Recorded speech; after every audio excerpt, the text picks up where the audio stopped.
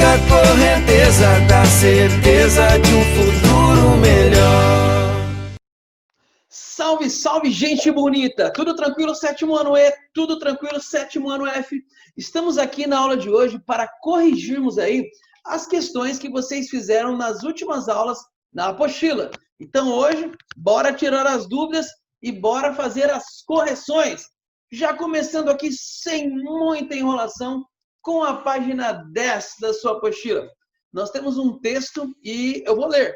Vamos, leia junto comigo aí, tá bom? Você está com a sua apostila em mãos? Não está ainda, criatura? E você está esperando o quê para pegar? Já está? Então, fechou. Vamos para a leitura. Assim como as associações de mercadores tentaram manter a distância dos não-membros, foram igualmente bem-sucedidas em conservar fora de seu comércio de província os mercadores estrangeiros. Seu objetivo único era possuir o controle total do mercado. Quaisquer mercadorias que entrassem ou saíssem da cidade tinham que passar por suas mãos. Devia ser eliminada a concorrência de fora. Os preços de mercadorias deviam ser determinados pelas associações. Em todas as fases do jogo, eram elas que desempenhariam o papel principal. O controle do mercado teria que ser seu monopólio, controle exclusivo. Esse texto aí está no livro História da Riqueza do Homem, do Feudalismo ao Século XXI, de Leo Uberman. O segundo texto. A produção artesanal nas cidades estava localizada em associações profissionais. Suas origens são controvertidas, mas as razões para o agrupamento são claras. Religiosa. Daí, muitas vezes, ter derivado de associações que desde o século X existiam para cultuar o patrono, o padroeiro de determinada categoria profissional, e econômica, procurando garantir para eles o monopólio de determinada atividade. Então, a origem aí dessas corporações, né, que cuidam das atividades artesanais, teria o lado religioso e o lado econômico também, óbvio, né? Vamos para as questões. Esse texto aí está no livro A Idade Média, Nascimento do Ocidente, de Hilário Franco Júnior. Questão número 1. O primeiro texto trata de que associação típica da Baixa Idade Média? Retire um trecho do texto que confirme a sua resposta. Então, esse textinho aqui está falando sobre associações de mercadores que tentaram manter a distância dos não-membros. Então, que associações são essas? Vamos ver aqui a resposta. Olha só, as guildas. Lembra? Associações de mercadores são as guildas. Resposta sugestiva ficou assim. O primeiro texto trata das guildas, embora não esteja errado associá-lo à prática das ranças. Por que não está completamente errado? Porque as ranças também eram associações comerciais. Entretanto, as ranças era a ligação, estavam diretamente ligadas com as cidades. Então, ranças são associações comerciais envolvendo as cidades. E neste caso aqui, as guildas são associações comerciais envolvendo aí as pessoas mesmo, os comerciantes. Vamos para a questão... Bom, deixa eu ler com vocês aqui a resposta sugestiva, né, professor? Vamos devagar aí com esse negócio, senão a gente se confunde. O primeiro texto trata das guildas. Bom, já li essa parte, né? Vamos do começo, vai. O primeiro texto trata das guildas, embora não esteja errado associá-lo à prática das ranças. Os trechos podem ser, então, trechos retirados aí do texto. Seu objetivo único era possuir o controle total do mercado, ou devia ser eliminada a concorrência de fora, ou os preços das mercadorias deviam ser determinados pelas associações. Então, estas associações, as guildas, elas existiam para dar esse suporte e para promover o desenvolvimento comercial, evitando a concorrência, afastando aqueles comerciantes de outras cidades. Questão número 2. O segundo texto trata de que associação típica da Baixa Idade Média? Destaque um trecho que confirme a sua resposta. Lembra? Baixa Idade Média é este período de renascimento, comercial e urbano. Então, o primeiro texto fala das guildas. O segundo texto fala aí de corporações, de grupos que estavam ali cuidando dos interesses de artesãos, de produtores. São as nossas queridas corporações de ofício. O texto trata das corporações de ofício, os trechos que você pode extrair, qualquer um deles, tá, gente? Você não precisa extrair todos os trechos. Qualquer um que você extraiu está ótimo. Olha lá. A produção artesanal nas cidades estava organizada em associações profissionais, procurando garantir para eles, os artesãos, o monopólio de determinada atividade. Lembre-se que para praticar uma atividade você precisava da autorização dessas corporações de ofício. E elas também que determinavam ali como o material deveria ser produzido e por quanto poderia ser vendido. Enfim, as corporações controlavam completamente ali a produção de determinado tipo de produto. Número 3. Que tipo de...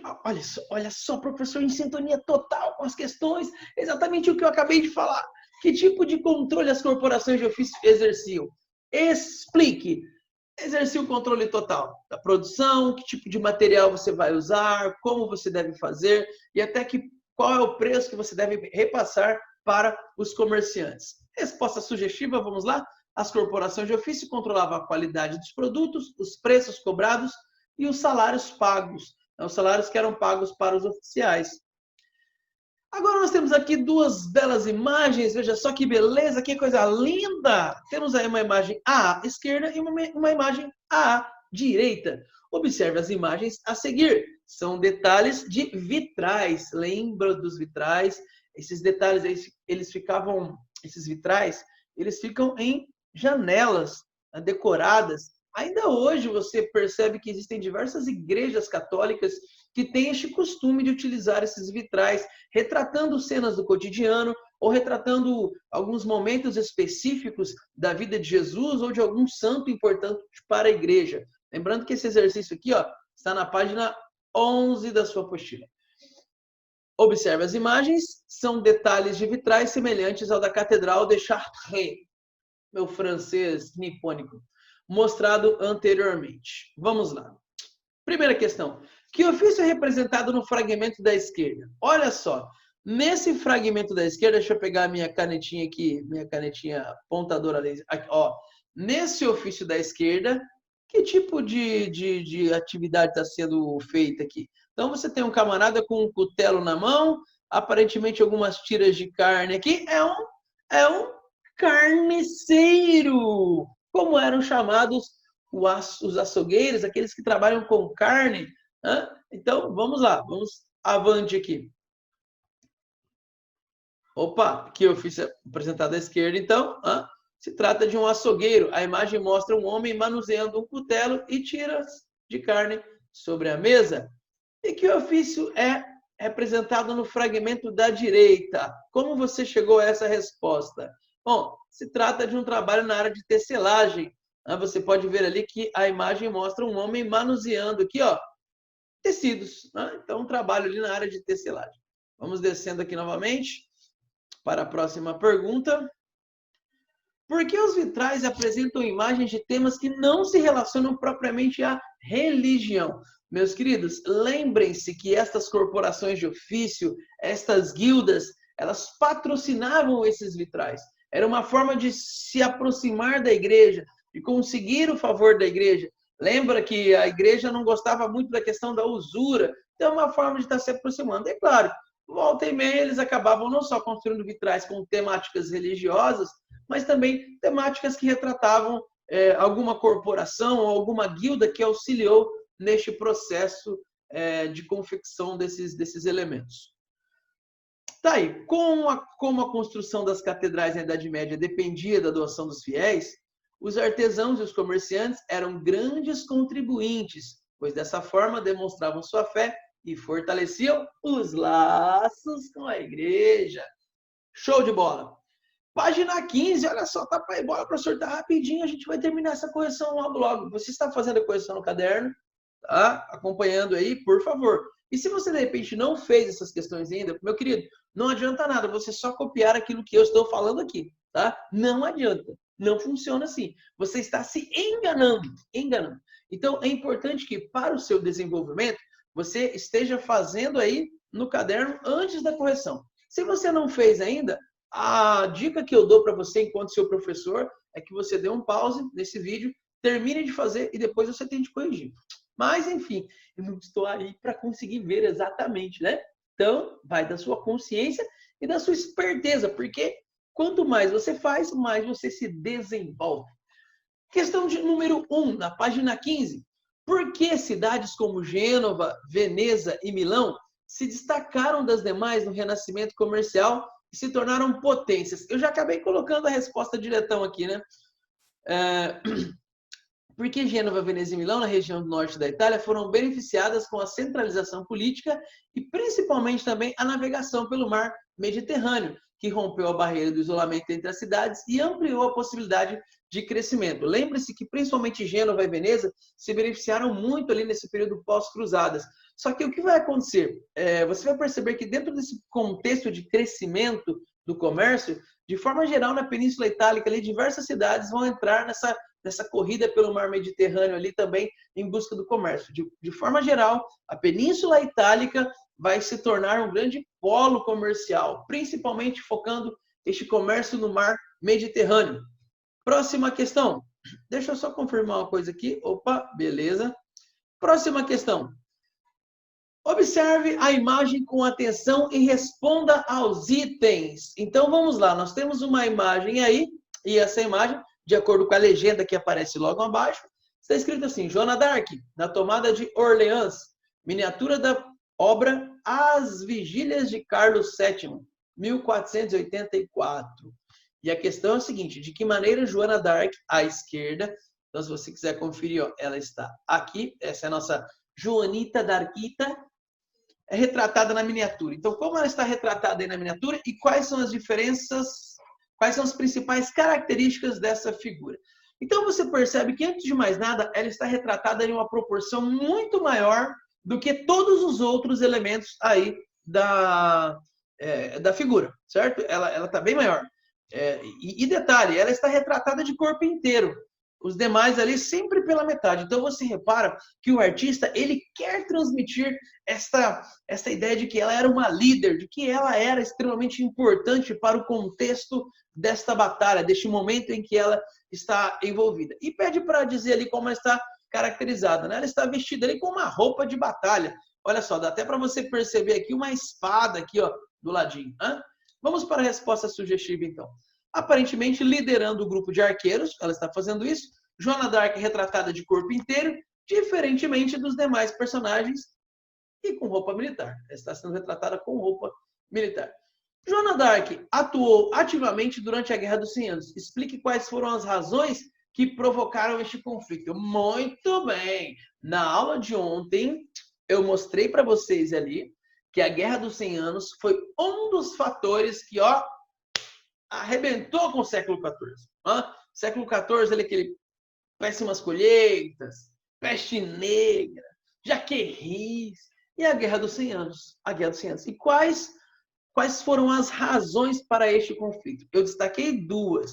A primeira, a disputa pelo trono francês. Esta, sem dúvida nenhuma, a mais importante, é quando o rei inglês ele vai reivindicar. Por quê? O rei da França ele morre sem deixar herdeiro. E como ele não deixa herdeiro, o parente mais próximo era o rei da Inglaterra. Mas os franceses não iam aceitar que o rei inglês governasse também a França. Então começa ali um problema e o rei inglês vai reivindicar o seu trono, o seu direito. E aí começa então o confronto. E um segundo fator que a gente sempre destaca também são as disputas ali pelo território conhecido como Flandres. Legal? Resposta sugestiva. A guerra foi provocada pelas disputas entre a nobreza inglesa e francesa pelo território francês. Com a morte do rei francês Carlos IV, a sucessão foi reivindicada por Eduardo III da Inglaterra. Como a nobreza francesa se opunha a essa sucessão, Eduardo III iniciou uma guerra a fim de fazer valer os próprios direitos. Vamos para a próxima questão. Esse quadro, gente, ele assim, ele é cheio de dualidade. Professor, o que é dualidade? Tá falando difícil hoje, professor. Comeu sopa de letrinha, tá cheio das palavras diferentes. Dualidade é uma relação de duas coisas. Por que eu falo que esse quadro ele tem uma certa dualidade? Por um lado, me encanta realmente você observar a técnica utilizada pelo Bruegel na construção desta obra. É realmente assim impressionante a capacidade, o talento do pintor. E se tem essa beleza no que se refere à questão da técnica empregada, por outro lado, é assombroso é assombrosa a cena retratada. Presta atenção, você percebe que tem a morte, tem pessoas morrendo, você tem nobres, você tem pessoas, você tem camponeses, você tem pessoas do clero, o cavalo, olha aqui, está completamente esquelético, você tem é angustiante, o campo completamente arrasado, destruído. Então, você tem essa relação de dualidade aí que eu disse que eu sinto quando eu olho para esta obra.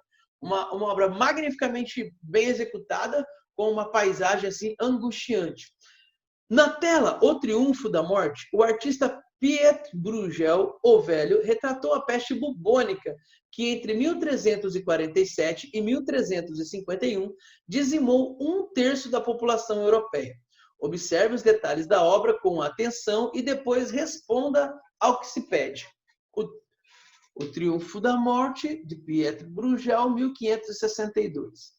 Cite alguns elementos dessa obra que chamam a sua atenção. Bom, eu já citei algumas coisas, né, que chamam a minha atenção, mas vamos ver aí. Essa é uma resposta basicamente pessoal, que você tem que exatamente estar olhando para a obra e vendo aí, de repente, os elementos que estão contidos, o que chama mais a sua atenção. Quando você olha para este quadro, o que mais chama a sua atenção? Certo? Não tem uma resposta correta para a gente colocar ali.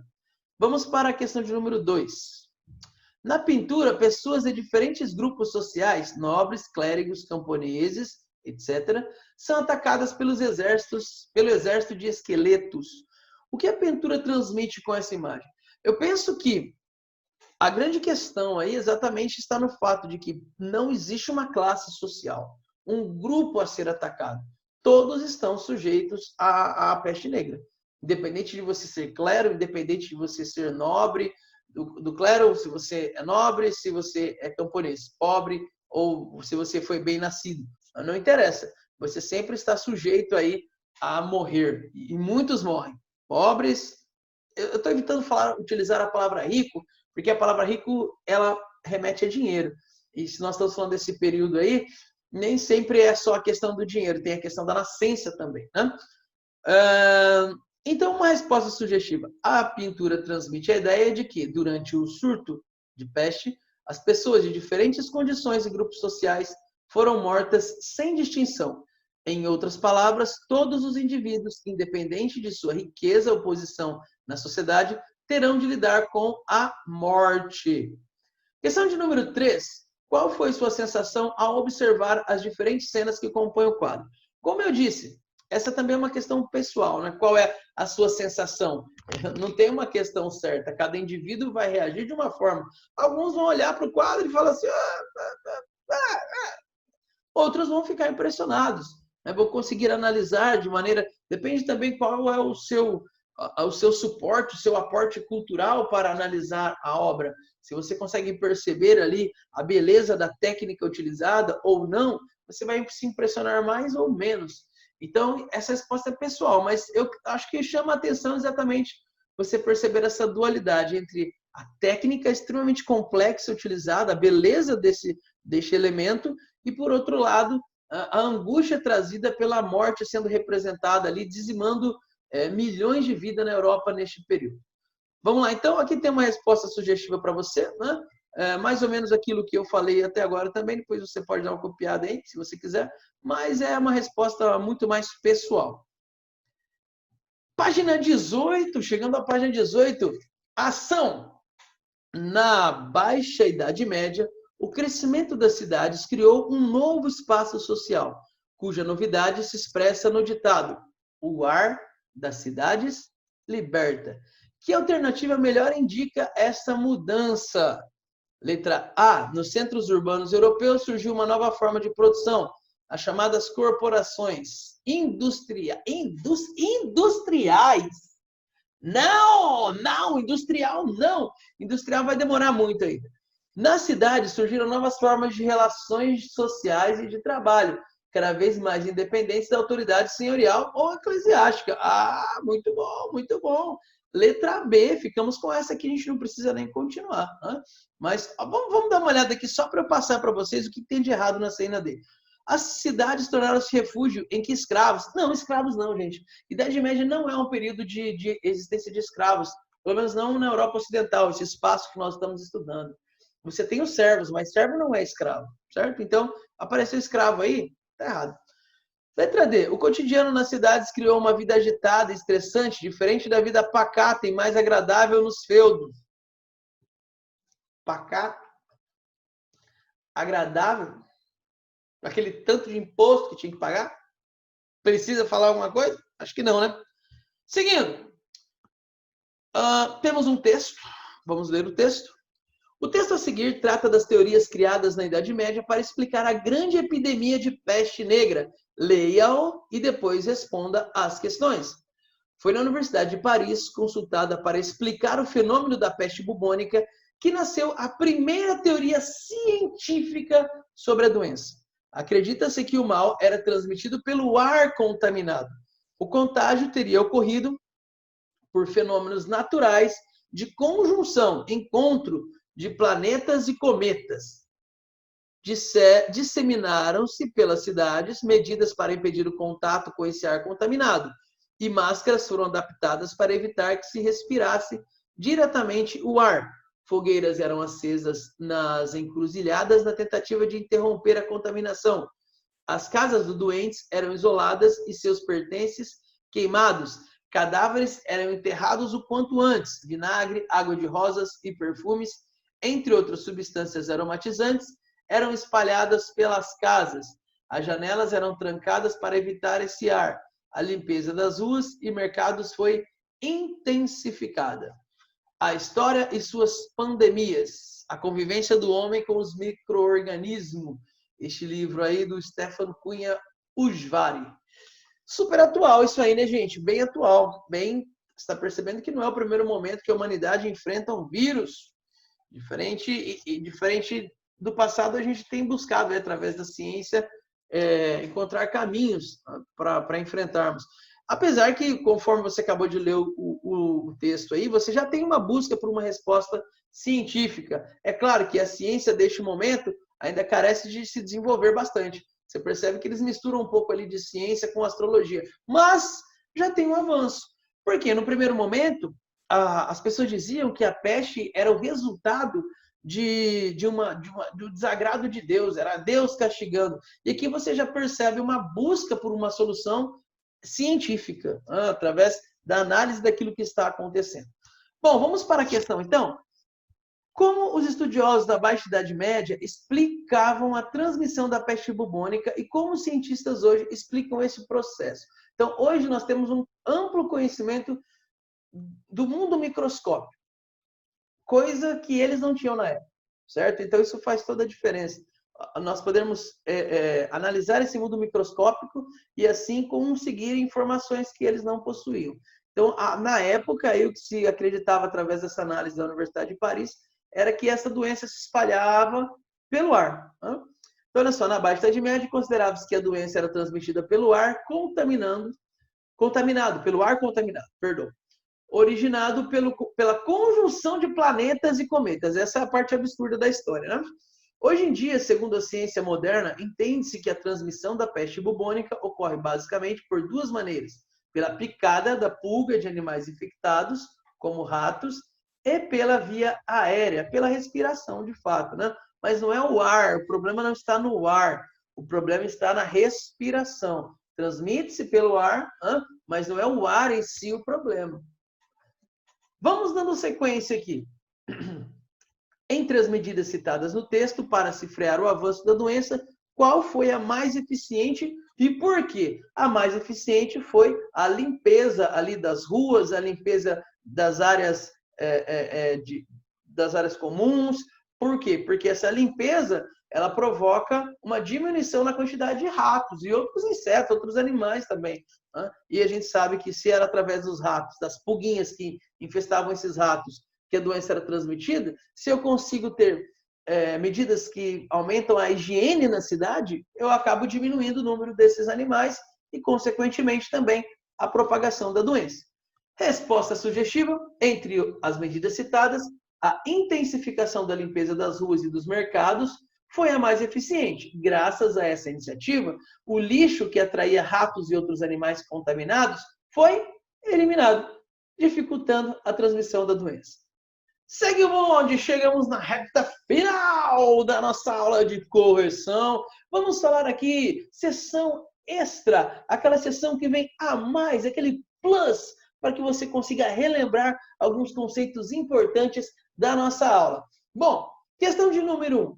As mudanças ocorridas no início da Baixa Idade Média transformaram as relações sociais existentes até então. Foi nesse período que uma nova classe social surgiu. Que classe é essa, meu querido? Qual é a origem do nome dela e a principal atividade que exercia? Essa classe é muito fácil, né, gente? É muito fácil. Coloca aí se você não colocou. Mas eu tenho certeza, vocês do 7º ano E, do 7º ano F, vocês são muito inteligentes. Vocês são bons. Vocês são bons, eu acredito em vocês. A gente vai passar por isso, por tudo isso, assim, ó, tranquilo, porque vocês são bons. Galera, burguesia, não é? Que classe é essa que surge nesse momento aí? A burguesia. Que tipo de atividade esses burgueses se dedicavam? Comércio. Eu sei que você acertou. Eu sei que você... Se você fez, se você não permitiu que a preguiça impedisse você de fazer, então você acertou. A burguesia dedicada ao comércio. Só a título de curiosidade, esse nome, lembra que eu disse na aula de ontem, esse nome vem da palavra em alemão para feira murada, burgo. Feira murada, burgo. Quem mora ali dentro, então, burguês. Burguesia. Show de bola. Questão de número 2.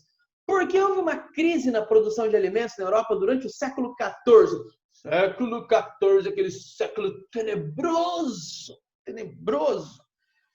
Crise climática é um dos fatores, mas também diminuição de mão de obra, né? Você tem ali a peste negra, você tem a Guerra dos 100 anos, tudo isso aí, meu amigo, vai impactar diretamente a produção de alimentos. É uma bola de neve. Século XIV, assim, ó, século terrível, terrível.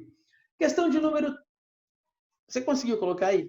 Conseguiu? Então, crise climática e a diminuição da mão de obra por conta da peste negra e da Guerra dos 100 anos. Tranquilo. Número 3. Explique a relação entre êxodo rural e o renascimento urbano ocorrido durante a Baixa Idade Média na maior parte da Europa. Primeiro, o que é êxodo rural? As pessoas estão saindo do sítio, da área rural, do campo, e indo para a cidade.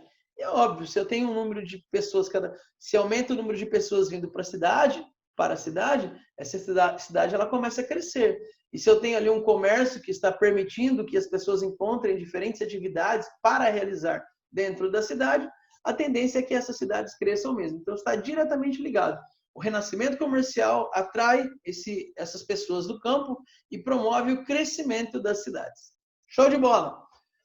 Número 4. Os itens mais comercializados que ajudaram muitas cidades a enriquecer foram as especiarias vindas do Oriente. O que eram essas especiarias e por que eram tão valorizadas naquele momento? Essas especiarias eram as mais diversas. Você tem ali pimenta, noz moscada, canela. Então, esses produtos eles serviam não apenas como condimentos para o alimento, mas também eram utilizados na medicina, como forma de tratar algumas doenças, algumas enfermidades. Número 5. Durante o renascimento urbano, surgiram organizações conhecidas como corporações de ofício. Olha elas aí de novo, gente! Por que esses grupos despontaram e como eles funcionavam? Bom, estes grupos, corporações de ofício, tinham como objetivo organizar a produção dentro de uma cidade, impedindo a concorrência e delimitando quem poderia e quem não poderia fabricar. E como deveria fabricar? Por quanto deveria vender? Qual seria o salário pago para os oficiais? Está percebendo? Então, é uma forma de normatizar, ou seja, criar normas para a produção. Questão de número 6.